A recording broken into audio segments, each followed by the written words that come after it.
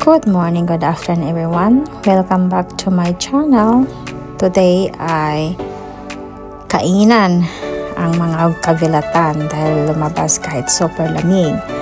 Dahil sa gutom na, ataka na every order na hinahatid sa aming lamesa. Ataka na yan kasi gutom na. Sa sobrang tagal din namin nag-antay doon sa labas. Kahit malamig, nag-aantay pa rin kami sa loob ng sasakyan dahil hindi kami pwedeng lumabas sa sasakyan. Super lamig.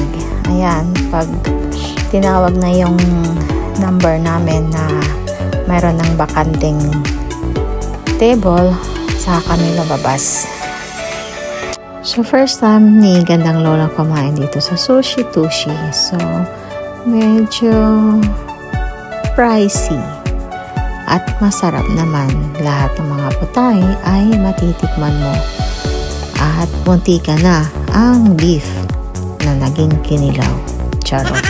So, thank you everyone for watching and have a good day everyone. Lahat ng mga kagandang vilat ay busog-lusog. Thank you everyone for watching. Bye for now.